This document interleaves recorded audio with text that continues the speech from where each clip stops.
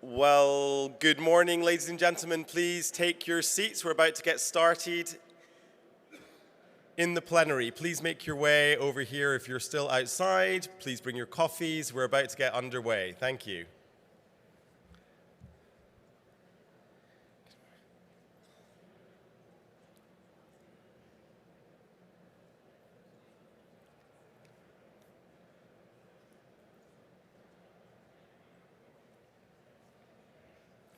Well, good morning, ladies and gentlemen, and welcome to International Telecoms Week 2022.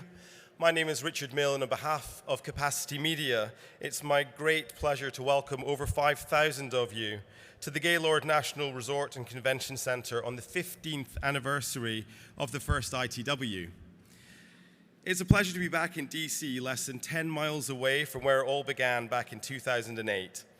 Over the last 15 years, ITW has been a critical gathering for the ICT infrastructure community to meet, build new relationships, and renew established ones.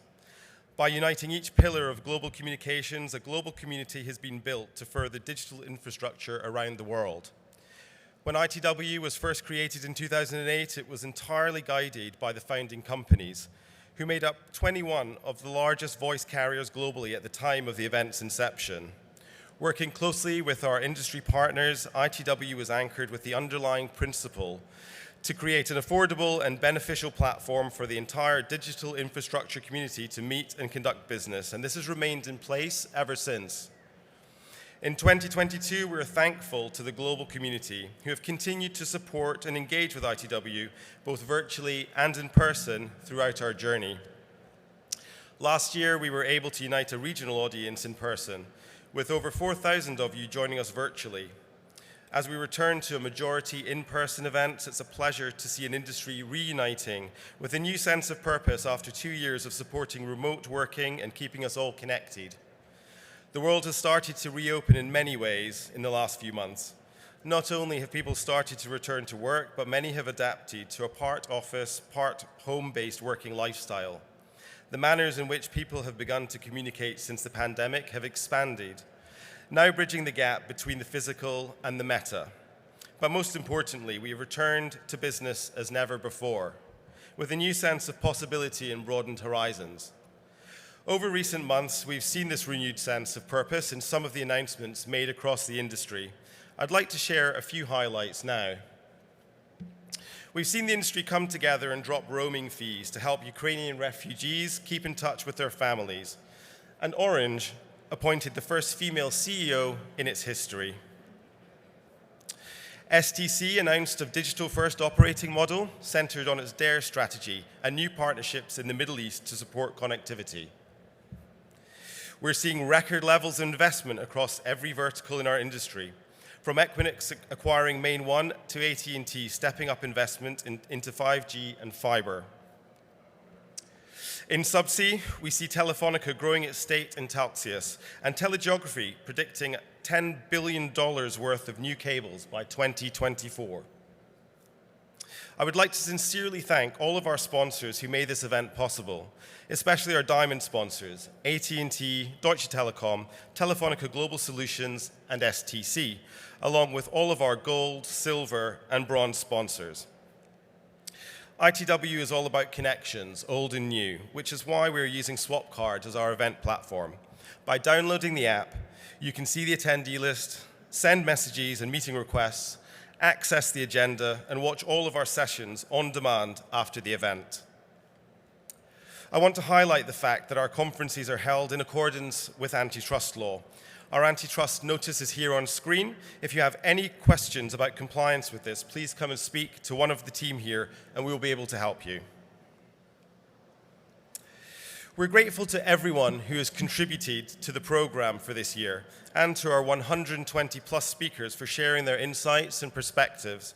Throughout the program, you will see ESG-focused topics addressing the talent gap, efforts to build more inclusive environments, and measures to increase sustainability. Beyond ESG, there are topics on the metaverse, FTTX, the future of satellite, 5G, IoT, subsea, and much more. With that, I would like to hand over to our opening keynote panel for 2022, a reimagined purpose for telecoms. It's my great pleasure to welcome to the stage our moderator, Sam Evans, who is Senior Partner at Delta Partners. And I'm going to ask Sam to join us now to introduce the panelists. Thank you.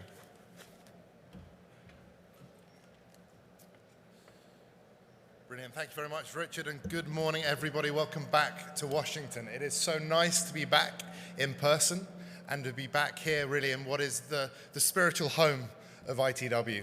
Over the course of the next 50 minutes, we're going to hear from 4 of the real leaders of our industry to really understand where this industry is going, how far we've come in the last 2 years, and really what comes next for all of us. So without further ado, I'd like to invite to the stage Kerry Gilder, the CEO of Colt, Eric Seavis, President of Verizon Partner Solutions, Emmanuel Rochas, CEO of Orange International Carrier, and Stefan Goyard, the CEO of Aurelian. Please come and join me.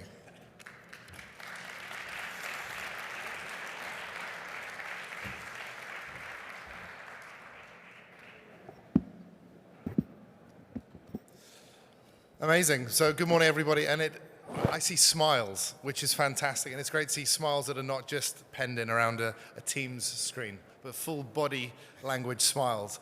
How does it feel to be back as an industry? I mean, maybe, Kerry, let me start with you. We were last together, properly Atlanta 2019.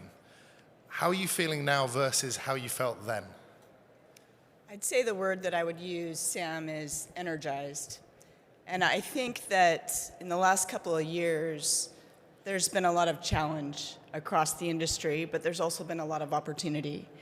And one thing that came to the absolute forefront was the sense of purpose that we have as an industry to connect our communities, to connect the world, and to be an absolute driver of transformational change within our industry, but also to help other industries. So I'm super energized to be here. Thank you all for being here this morning.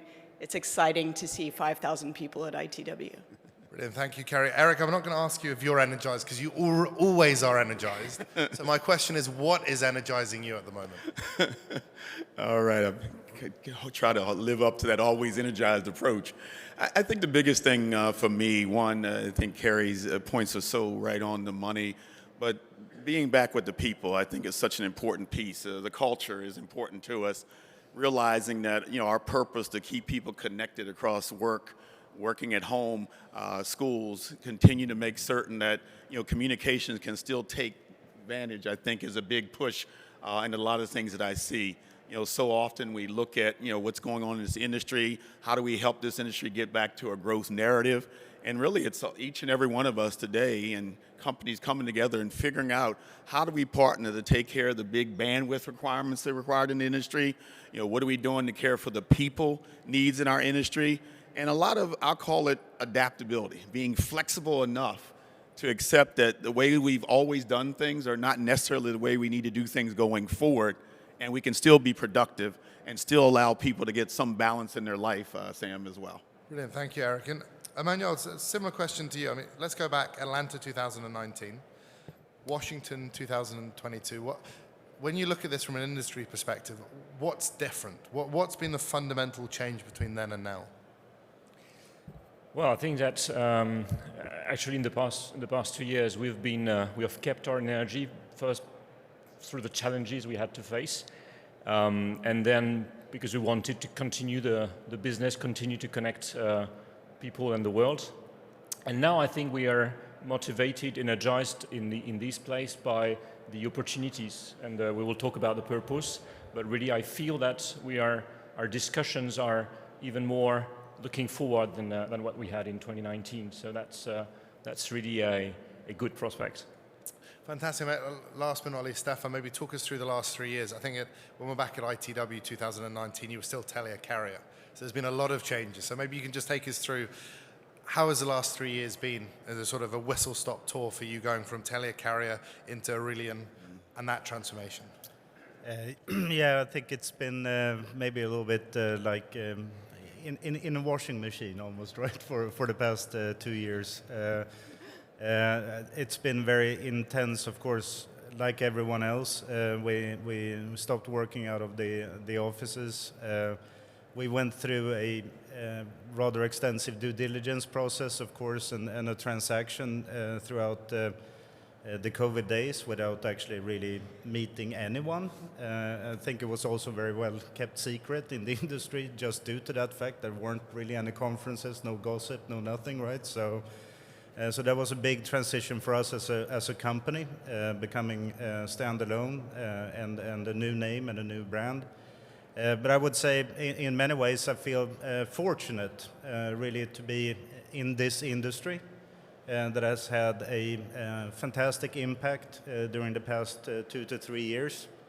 Really visible, I think, the impact that we do have as an industry in general, and I think that that's been fantastic to see and very fortunate for all of us being here today as well. And I love the optimism here. I love the excitement. But let's not kid ourselves. It's been a tough couple of years. I mean, if we go back, what have we had? We've had a pandemic. We've had macroeconomic challenges across markets, multiple geopolitical complexities across supply chains, territories you operate in, and then the concept of the Great Resignation and that battle for talent. Could you maybe talk us through, and maybe Emmanuel, let me come to you first. As you look back over the past 2-3 years, what has been the biggest challenge for you in terms of driving the business or leading your business, and how have you got through that? Well, clearly the challenge was to face the crises, the different crises that we came across, and so of course managing the capacity increase, the increase also of the threats in the world. So let's say the DDoS attack multiplied by 8 between before COVID and now.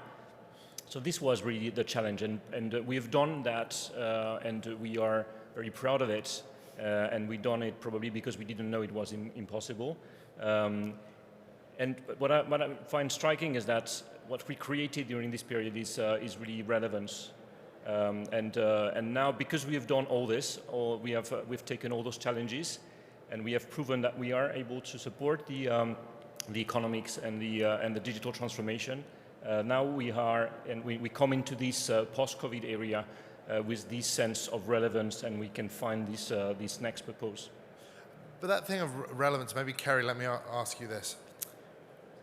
It's almost cliche. We talk about, look, we found our relevance as the industry. Everybody needed bandwidth when they went to work from home.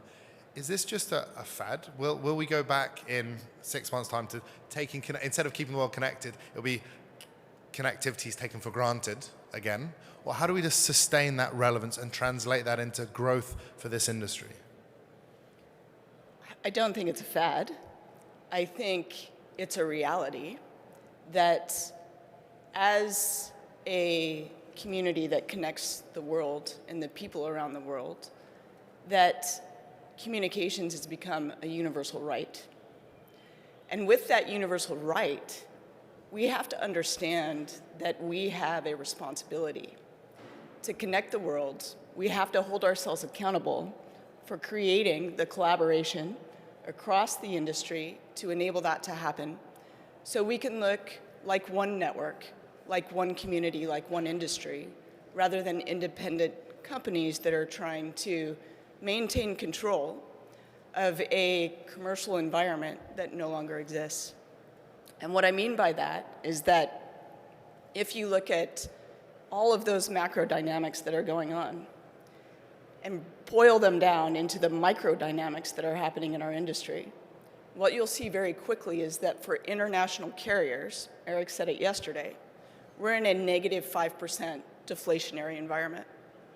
Our pricing for the past 10 years has been a negative 20% deflationary environment. We have to find a way to do two things. One, create value for our communities and absolutely enable that universal right of connection.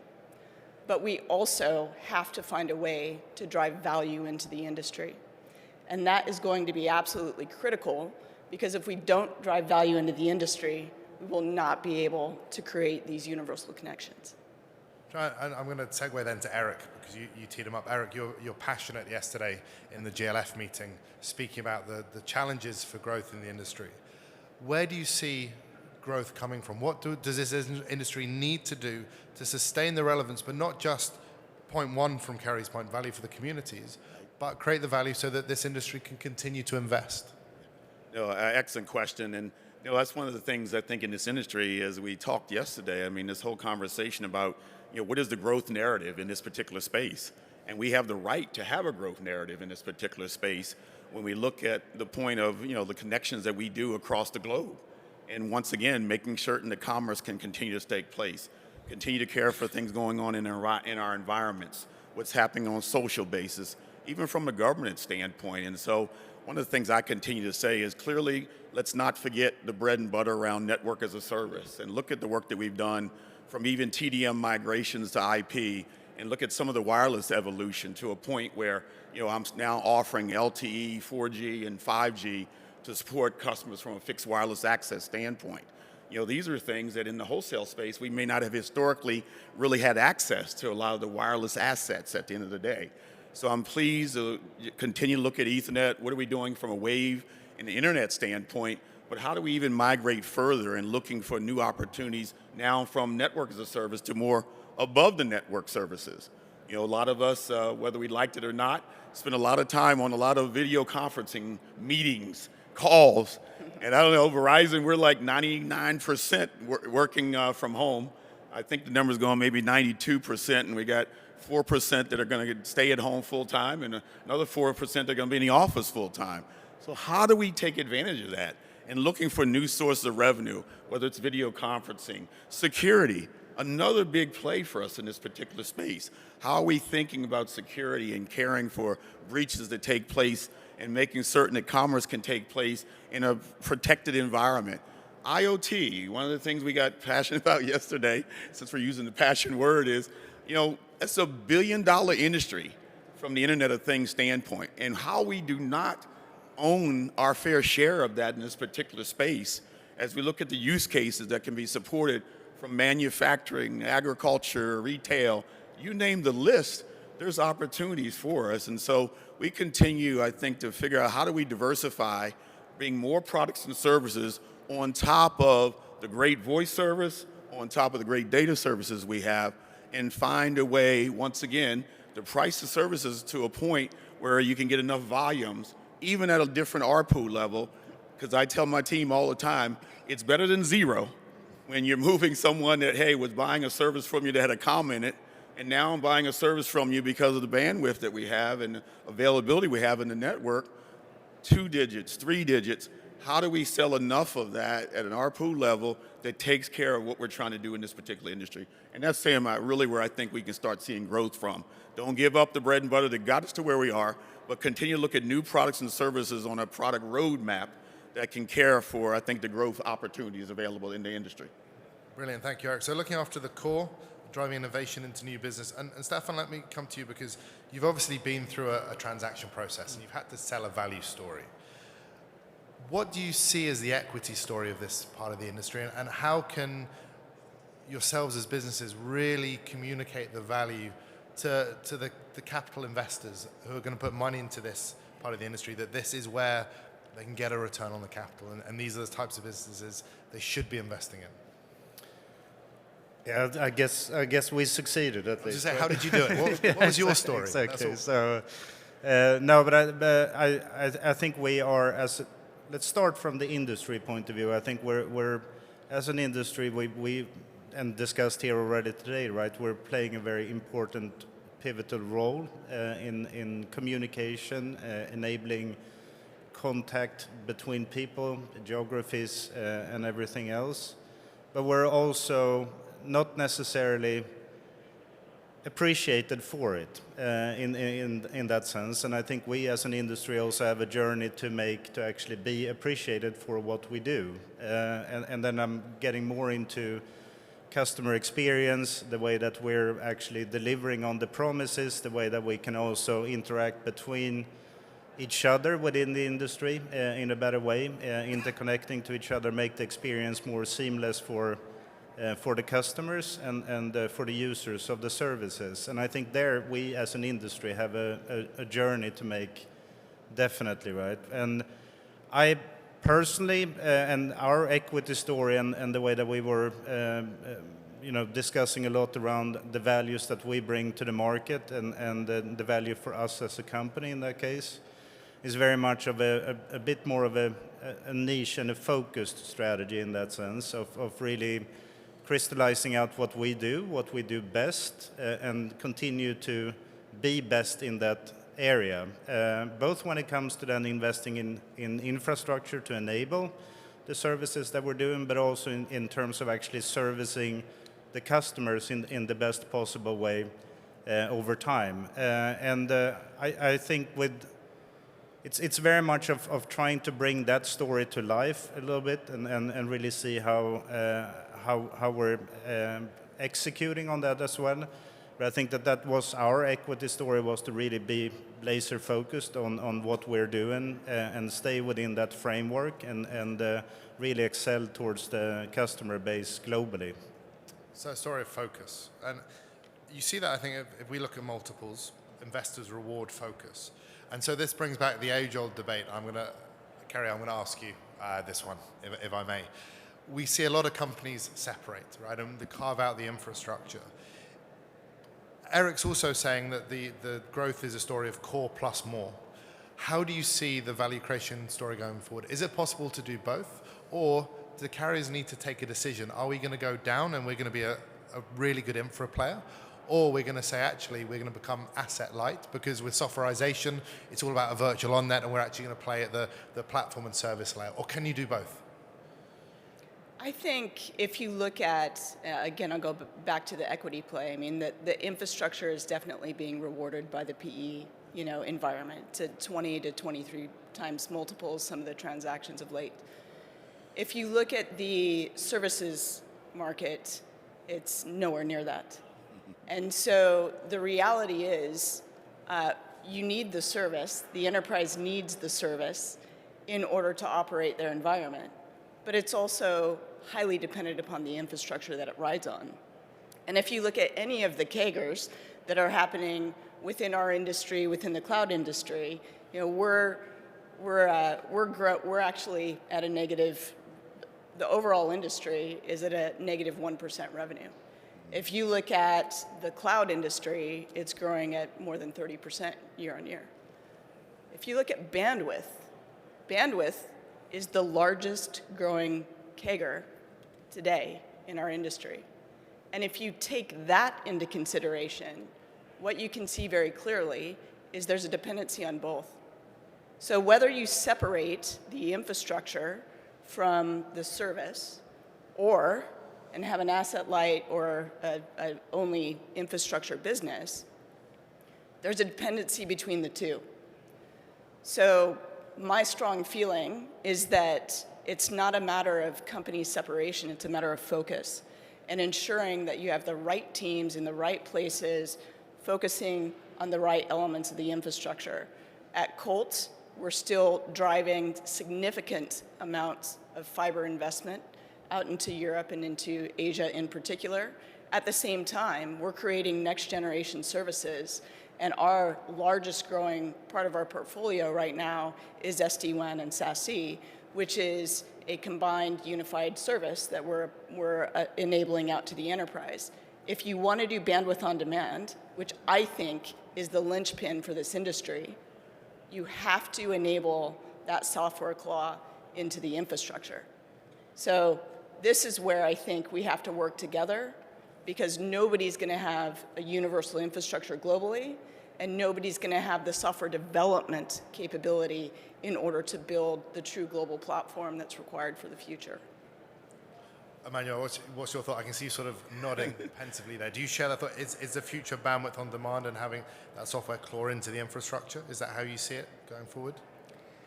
Yeah, that's clear that what the market is going to is really the everything on demand. So that there is we need to support this evolution. We need to be able to deliver this promise to our customers and to the market. It's a real challenge to be able to do that, because it's a challenge in terms of company culture, in terms of operating model. We need to move from a traditional telco to something more like a tech co, That means that we need to acquire new skills, new talents, in particular in the IT world, and this is really not where we come from. And the fight for those talents really with all the IT world, from the hyperscalers to the startups, and this is a real challenge for us in the next few years. So we know that many companies are focusing all their efforts in acquisition of skills, something like 85% of the efforts on acquisition, and not that much on developing the talents of existing people.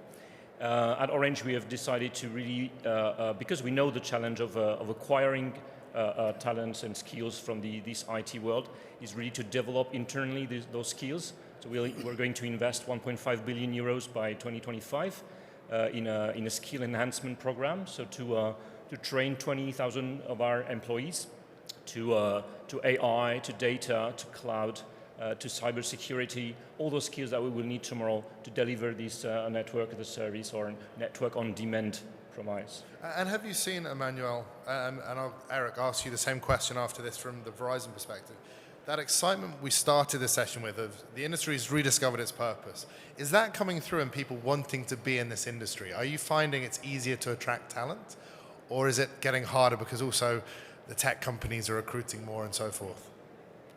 Yeah, we have clearly a challenge in terms of attractivity, and the perception we have or we reflect into the market, to the young people, and that's something we need to assume. We need to fight as well, and by transforming ourselves and by leveraging the relevance I was mentioning before, because relevance is for me is the opposite of commoditization, and this is where the value comes from. But it comes it generates value from the business, but also for the people. So this is something we need to leverage in order to transform ourselves and attract the right talents on top of developing our own existing talents. Eric. Yeah, it's excellent. I mean, we looked at Verizon across the industry, and clearly, we've seen continued growth and excitement in this particular space. Whether it's the old philosophies of looking at our OSI stack and kind of understanding continually this idea that we can continue to play at the physical data network layer, but at the same time, this latest generation loves the fact that we're kind of pushing ourselves in more the platform and the application layer. Even with partnerships, if we look at the spectrum acquisitions from Verizon, I mean, we spent, $50–60 billion on our C-band spectrum. I mean, the whole purpose there was to continue to make certain that we could continue to support all the, high bandwidth applications. At the same time, the large investment we're making in multi-access edge computing and really pushing latency and allowing the cloud to kind of have the power engine at the end of the day. So we're excited about the opportunities, and so we're investing in partnership with colleges, from STEM programs to make certain that we're getting that talent and partnering with the colleges, and as they graduate, continue to make certain that we can hire. We actually have internship programs. You stay in the internship for 2 years, we actually hire you automatically, no questions asked, if we had a good 2-year experience with you at the end of the day. So I do believe that it's still an exciting time to be in this industry, and candidly, even if we look at the hyperscalers or the cloud discussions, I think the other thing that keeps us exciting, Sam, is that we've moved beyond thinking it has to all be organic. It has to all be things we do within our own, walls and windows at the end of the day. I think we've embraced the idea that partnerships are okay, and inorganic growth is going to allow us to scale even more so. And if we partner on standards bodies, interoperability bodies, and leverage that when 5G and the applications and use cases, IoT, as I said earlier, and continue to see how we can take more and more latency out of the network so we can support autonomous cars. I mean, I don't know you, I've got children, 30, 24, and 19. They love this idea of self-driving car. I'm 58, 59, I'm still trying to get used to the concept. But robotic surgery, say you need an expert surgeon, just so happens to not be next door. having access to the best talent that you can to care for those type of applications where latency needs to get out, to me, these are things that are exciting. My middle daughter, did a STEM scholarship, engineering school, and now she's working on her master's. And these are the kind of things that she's saying she can't wait to get out into the industry. I can't either, so I can stop paying her bills. But get in the industry and make an impact because of kind of the textbook knowledge or kind of the real-time intern type stuff that she's been working on. So I think that keeps a level of excitement because it's ever changing, it's ever dynamic. And what I was doing 36 years ago in this industry, so different the last 5 years, 2 years, the last 1 year. And we had to take advantage of that in the industry and once again own our right to have a great digital customer self-serve experience and continue to move products and services that help take care of the bandwidth requirements, the latency requirements that we need for our users each and every day. That's the way I'm looking at it, Sam. Brilliant. Not to bring the level of optimism down slightly, not that I don't agree with you fully, and I'm pumped. But I want to go to some of the questions on the screen, because what they talk about, the challenge we face, so yes, exciting, but other players coming into this space, right? And that was a discussion, Stefan, we had yesterday at GLF. Maybe we can take the question that is second there on the screen. As they're entering the traditional telco offering, and we heard some of this yesterday, how should telcos be looking at this? Is this an opportunity for new partnership, as Eric was saying? Or actually are we saying, well, hold on a second. This is our, I think we used the phrase swim lane yesterday, right? This is our swim lane. You have a swim lane. We need to stay separate. How are you looking at this?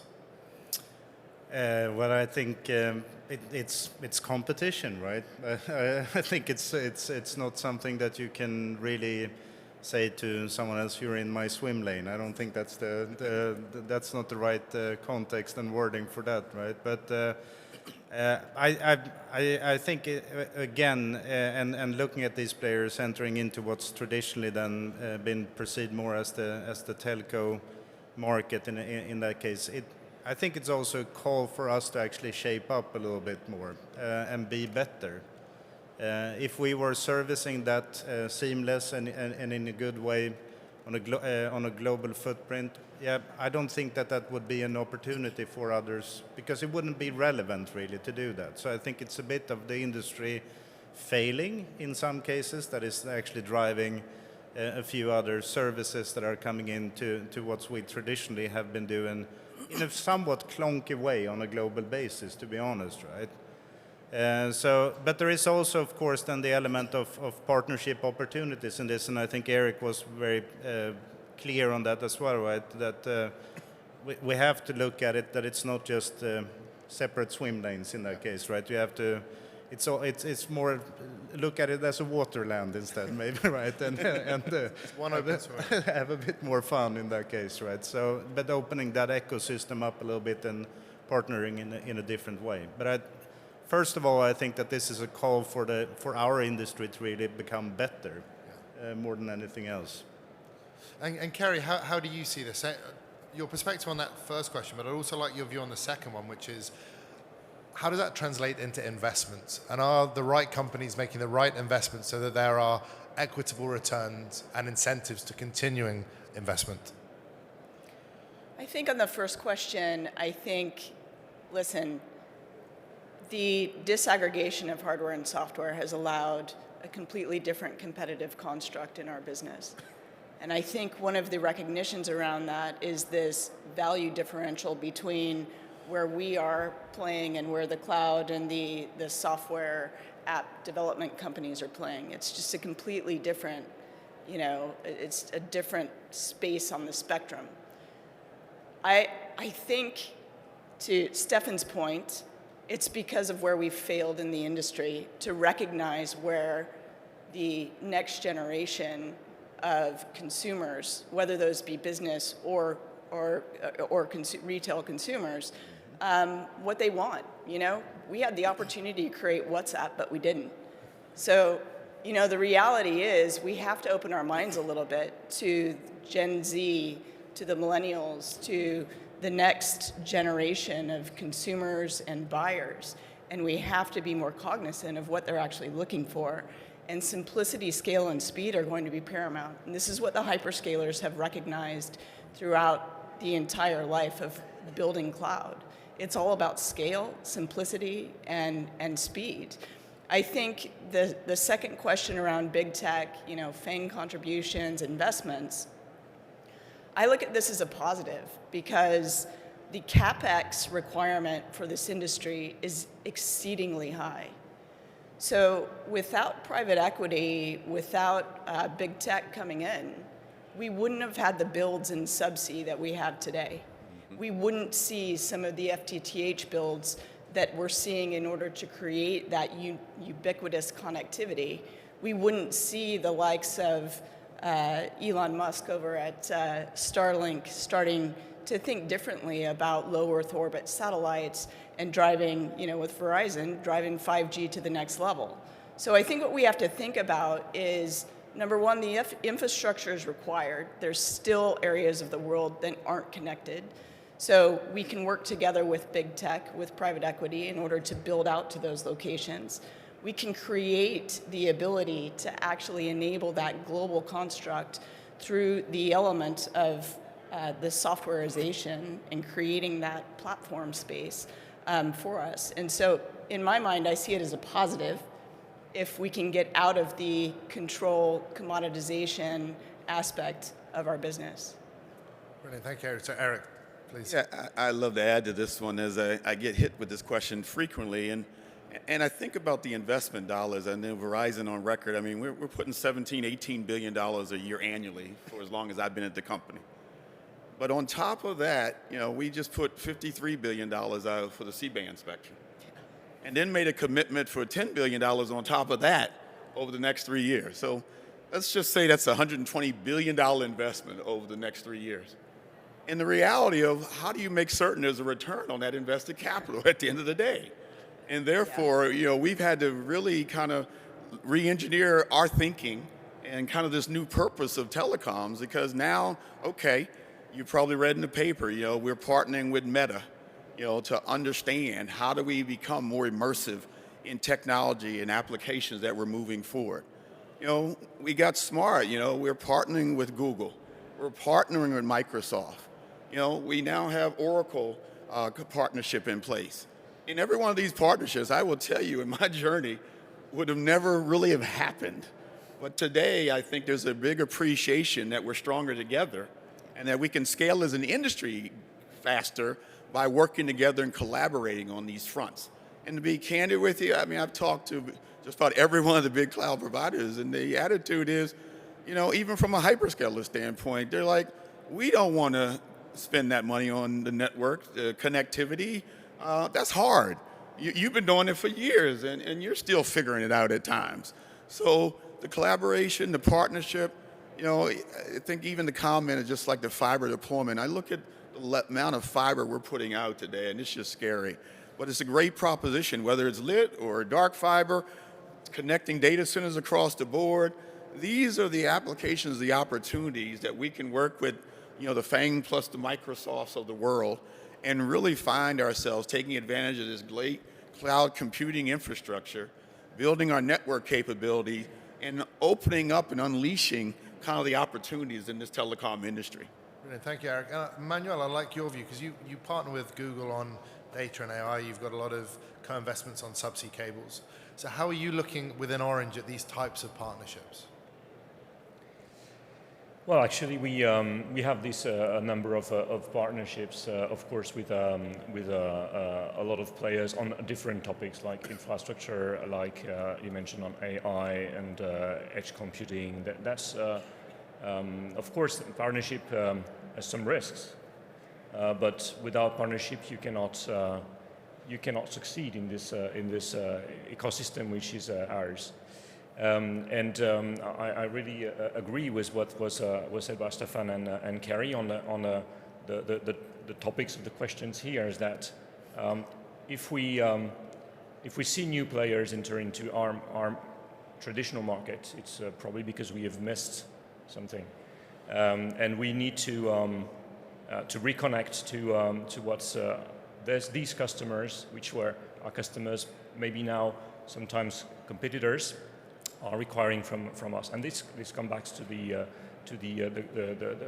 purpose of the network as a service proposition.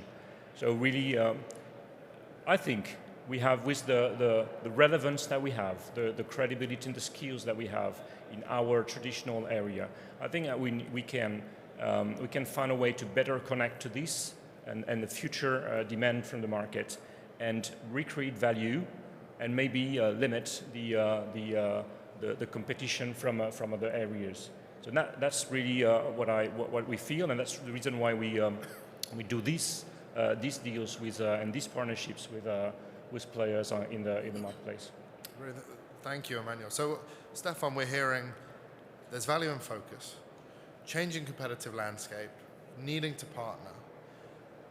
In all of that, how does the carrier business model need to evolve, right? Because we have, let's call it, for want of a better word, the legacy carrier model if we go back 5-10 years. We then have a very different future. So how do you see the business model of your organization, those of your peers, needing to change in terms of how you operate, the skills you have, how you go to market, where you place investments, to be ready for that next generation of connectivity demand? That's a very big question, I must say, but you can take that in so many different ways, right? Clearly, it is so. If we start maybe from a little bit from supply chain point of view, right, and you look at the equipment and what's happening there, we're truly a global carrier in that sense. So we're really feeding a lot of large-scale volumes of traffic through our network. It is very clear that what's driving that industry and the supply chain on that side is definitely the data center connectivity, and within the data centers more, and that's where the vast majority of the investments are going, also from the vendors in that field. I think we have to accept that and look at it and say, okay, how do we adjust for what's in the network domain then to actually adjust from what's in the data center, within the internal data centers out into the network environment? And how do you stretch that out, and how do you do that with new kind of hardware in it? We've gone through quite an extensive change program within our footprint, getting out a lot of the old legacy stuff. Both from a cost point of view, of course, right, that it's important, but also from a scaling point of view, that we can actually follow the enormous growth patterns that we've seen, especially during the COVID years, right? So I think you can slice this question in so many different ways. I took it maybe from the supply side and from the networking side right now.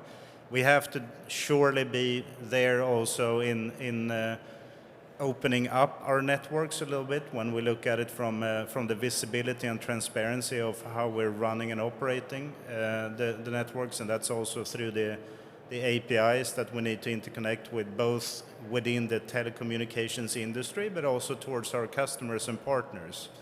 That's in many cases for us in the industry, I think, perceived as a risk if we're sort of exposing the inventory in a different manner than what we traditionally do. I think it's a bigger risk if we don't. So I think we just have to be a bit more open-minded and transparent about how we inter-exchange information between us within the industry, but also with our partners and competitors in some senses, because you have to stay relevant, essentially. Brilliant. Thanks, Stefan. I saw you, Kerry, nodding at the word risk, and there's a question on the stage monitor here about risk in terms of investment. How are you looking at risk? Because there's a way to say, look, we play it safe. We continue to try and grow it single-digit percentage, however much core business, and we double down on that and we protect. Or we maybe take a risk and place a bet on something new, but then there's also the risk of not. So could you maybe let us into your mind of how you're looking at this as you have to do trade-offs for where you want to deploy capital, where you want to deploy resources? I think as an industry, one of the things that we've done is we've created a very solid platform with a high quality of service. You know, we've maintained an element of interoperability that I think you look across any other industry and it doesn't exist. So some of those things I think we can be super proud of and we have to maintain. And in order to do that, we have to adhere to standards. We have to adhere to agreements that we have on the commercial constructs, et cetera. But at the end of the day, risk is personal. So, it's how you're actually perceiving that as an opportunity or as a threat. And I think what we have to do as an industry right now is say, we are already in a very risky proposition. So is it risky to make no choice and stay in the status quo and do the same things the way that we've always done them and have this very traditional thinking when the cloud has moved on, the enterprise is migrating, the consumer environment is now looking for different aspects of the business, whether it be metaverse or it be, application development where they can do that on a global basis, driving that global talent perspective. So I think at the end of the day, the way that we look at it is there's parts of our business that we will absolutely take more risk in than others. We absolutely will still maintain the customer experience, the environment, the reliability and stability of our infrastructure. That's critical. But when we look at the services and the new opportunities for development, could we look at that in a different way? Can we develop that in a different way where it's more open API, where it's more open development, where actually maybe we crowdsource some of that capability by some of the younger generation of talent to have the opportunity to create something in our environment if it doesn't impact the overall quality of service to the customer. So we're I would say at Colt leaning more towards taking the risks on being heavier on the next generation of what the infrastructure needs to look like for the entire industry, not just for Colt. And we're asking for collaboration across the industry in order to participate in that and to drive the applications, the scale. There's some risk in that, but I think, that's what we have to do at this point. But in that sense, Carrie, is there let's say, a different or a greater need for collaboration between carriers than there has been historically? Because it's moving to, let's call it, a next generation of interoperability. So can you maybe share your thoughts on that? Do we need more collaboration? Is it different collaboration, different types of partners? I think, so I've only been in this side of the industry for 3 years. And what I've seen is that we do some amazing things around collaboration already. But where we're not so great is taking that to scale when it comes to, Emmanuel said it earlier, business models. Mm-hmm. We do it great on the technical side. I mean, look at our MPLS infrastructure, look at our Ethernet, peering, look at BGP peering. It's absolutely incredible. We've created the internet. But what we haven't been able to do is scale our operating models to collaborate and to create the monetization and value that's required for us to enable a sustainable industry. And that does require more collaboration. It does require a level of risk in opening up your inventory and saying, okay, I have this footprint, you have this footprint, let's work together and try to bring value to the end customer over this entire ecosystem, not just within my local remit. So I think collaboration is absolutely critical if we're going to start to balance the power position of the communications operators with the hyperscalers and some of the other players that have now come into the industry. Brilliant, thank you, Carrie. Eric, I can see you nodding away. What's your perspective on this? No, it's Carrie's just right on the money as usual.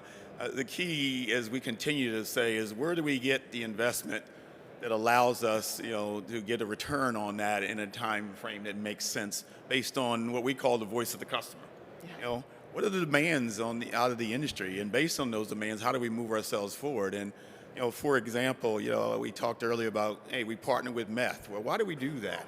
Why do we partner with the TM Forum? Why do we spend time with GSMA? I mean, to me, every one of those things is helping us take some of the risk out of the risky proposition. One of the writers I read the other day said, one must disrupt before you get disrupted. And I think that is so key in this environment right now. If you sit in the status quo and practice the definition of insanity, you're going to find yourself, not getting to a growth narrative in your corporation, in your company at the end of the day. So therefore, you've got to step out, take some informed risk, informed choices, and once again, not necessarily find yourself running off doing a lot of single proprietary type things, but things that allow you. Like in MEF, we talk so often about the whole life cycle services orchestration and trying to make certain that we're getting people certified to scale relative to the things that we're doing from an SD-WAN standpoint, just like we did with Ethernet. These things take some of the risk out of the equation at the end of the day because you're putting the best practices and the best ideas together to evolve in this industry and then partner with the manufacturers to make certain we can deliver the supplies that we need for pushing the industry and the network forward. So I think it's informed decisions. I don't get as caught about it being risky because I'm very caught that if I stay where I am, it's kind of this whole thought process that you're constantly looking in the rearview mirror and you never look at the front windshield in front of you that's so much bigger as far as opportunities because you're always kind of looking back in that smaller mirror at the end of the day. And so we've been spending some time in Verizon really talking about how do you look at the plethora of opportunities in the front of us, only take time to look at the rearview mirror for best practice lesson learned, but get yourself to a place where you can scale, make the right investments. And I got to echo a point that Carrie made on systems and tools, because the digital transformation and ease of doing business has continued to be a big mantra coming from most of the customers we talk to.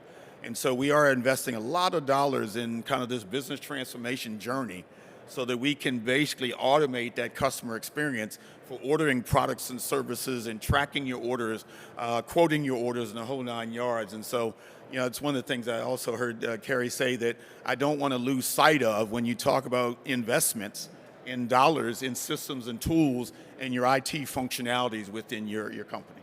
Brilliant, thank you, Eric. We're starting to run a bit low on time, so let me come with one final question to each of you. Same question. We've spoken of our optimism. We've spoken on the changes around us, the changes in the way we're doing business, partnerships, how we probably need to collectively disrupt to mitigate risk. But as you sit here as the leaders of your organizations and you look forward, what is the one thing that you have top of your list that you have to get right in the next 12 months? Yes or yes or yes or yes, fundamental to your business. Stefan. I would say talent. To actually attract the right kind of talent to make this change. That's the critical aspect for the next 12 months. Brilliant. Thank you. Emmanuel. I would say transform our operating model.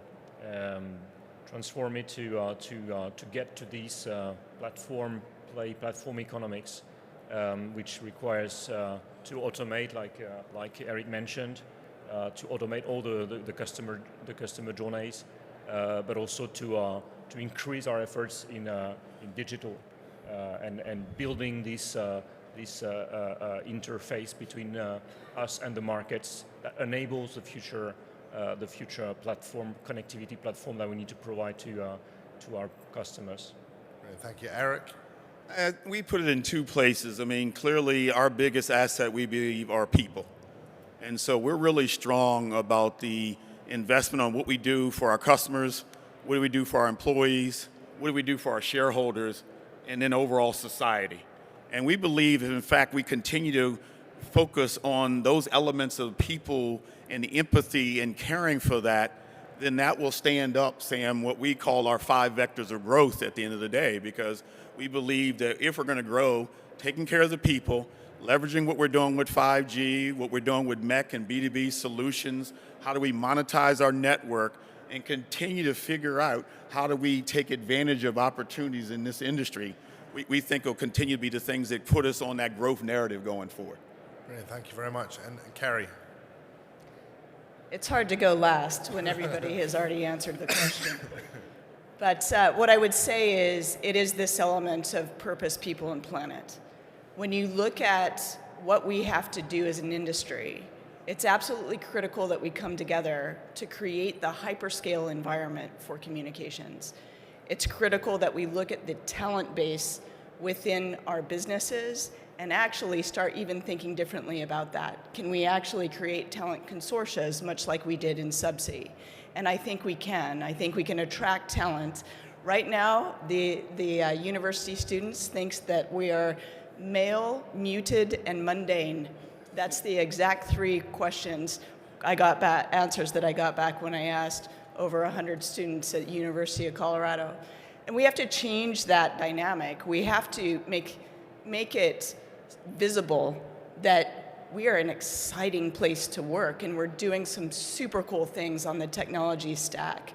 We're driving communications to the next level at a hyperscale, just like Google, Meta, Facebook, Apple, and otherwise. And I think it's our responsibility, and we hold ourselves accountable to enable that purpose of creating this hyperscale global communications infrastructure, driving the change in our cultures to create inclusive environments that the next generation want to work in.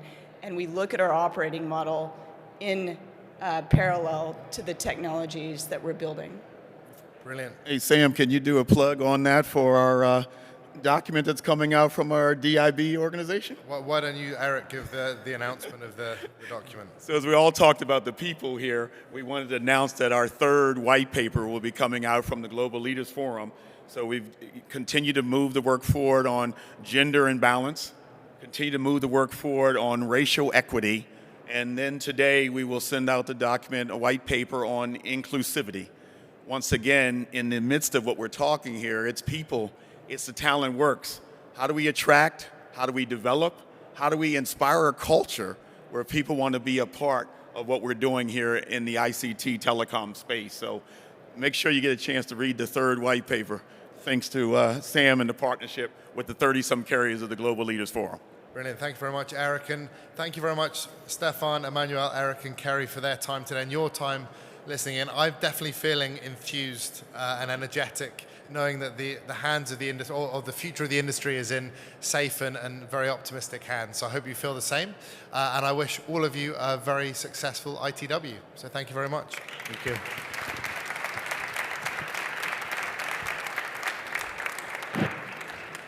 Everyone. I just wanted to thank all of our sponsors again, especially our diamond sponsors, AT&T, Deutsche Telekom, STC, and Telefonica Global Solutions. Our next session will be starting in 5 minutes, where you can hear an update from the GLF. So please come back if you're heading off, or stick around for it. Thank you, everyone.